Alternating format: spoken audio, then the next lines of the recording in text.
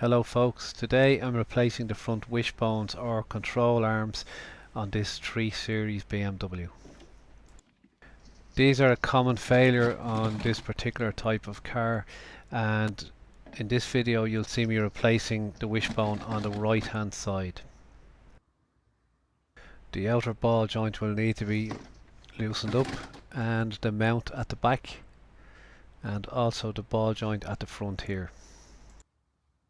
As you can see, the wheels are already removed from the car and the wheel bolt sizes are 17mm.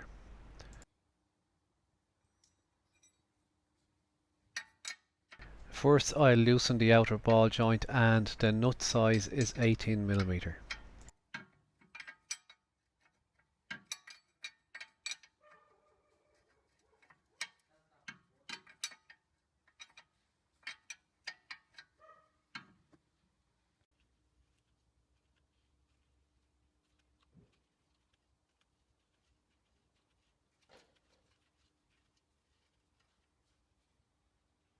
Once I remove the nut, the ball joint pin will be stuck in the hub. They always are, and there's two ways to remove them. One way is to use a ball joint splitter tool like this. Just push it in and hit at the end with a hammer. But if you don't have one of those, you can get a hammer in and give this part a few good hard whacks.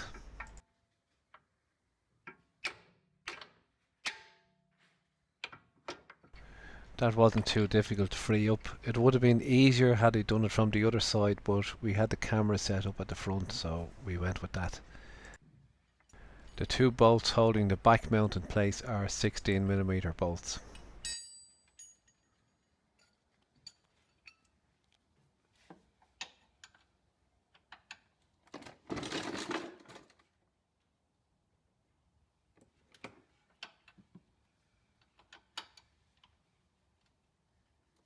I'm actually using the wrong spanner on this. I'm using a 17mm spanner, and it took me a while to realise my mistake.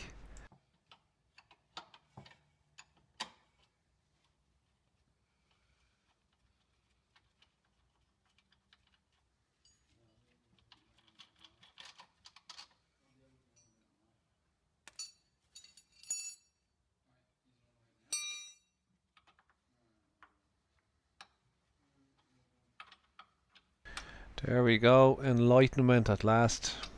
Proper end of the spanner being used now.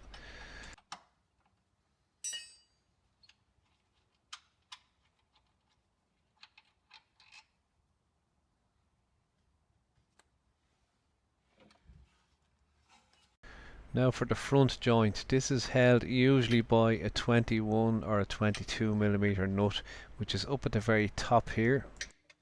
You can either remove it from here and loosen it maybe a quarter turn at a time and spend a whole day on it, or on most E46s, depending on engine type, you should be able to get to it from above. You can see the nut just down at the bottom here. This nut is a 22mm and I'm using a wobbly extension on the end. These nuts are usually very tight and a breaker bar is often needed to get a start on them.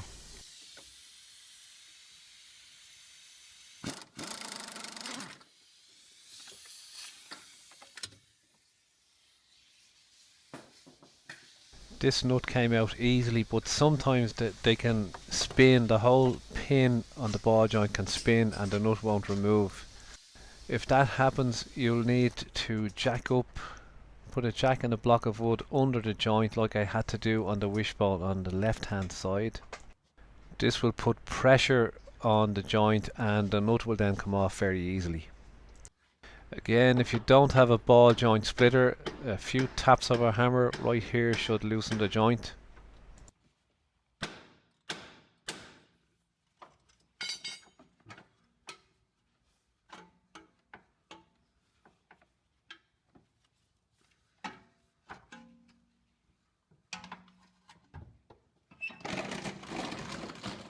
And here we have one badly worn wishbone on the deck.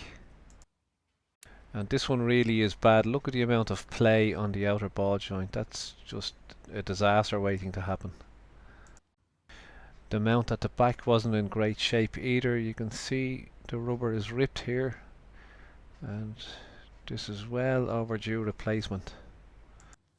You can buy the Wishbones without this mount, but as you can see, this one really isn't in bad shape.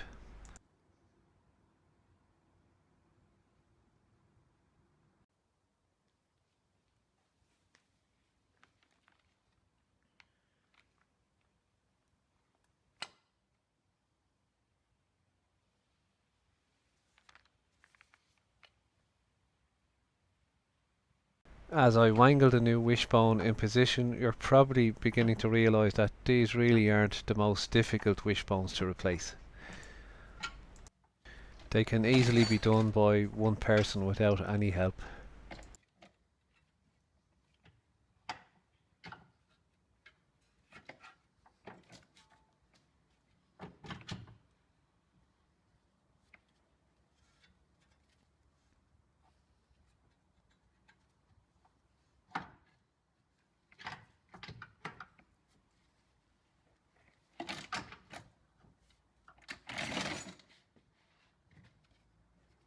If you have any questions you need to ask about this job, you're very welcome to post them on our forum at DIYcarguide.com.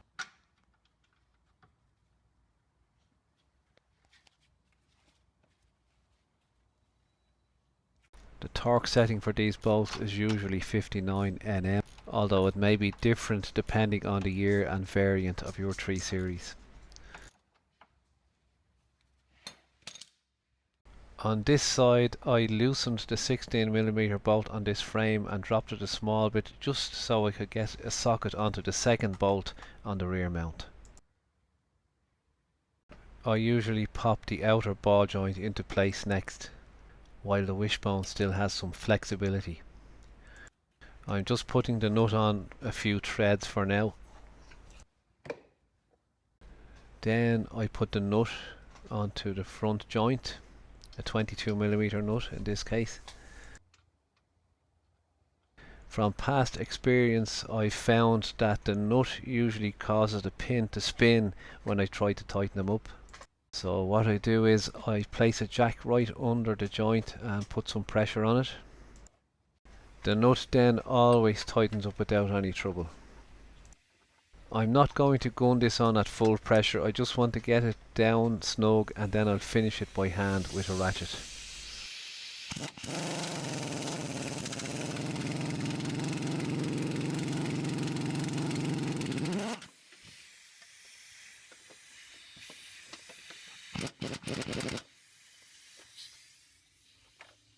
The torque setting for these bolts is usually 90 Nm, but please check in case it's different for the particular model year or variant of your car.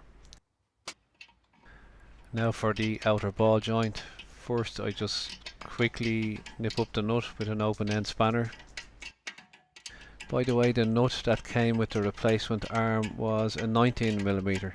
Sometimes they're 18mm nuts, and I think it just depends on the batch. If you're watching this video on YouTube and you're finding it useful, please remember to click the like button. Finishing off with a ring spanner. The torque setting for these nuts is usually 65 Nm, but as you can't get a torque wrench in there, tight will do. Just tight, tight, tight. That's one side done, and before I do the other side, I'll just take the opportunity to thank you very much for watching the video.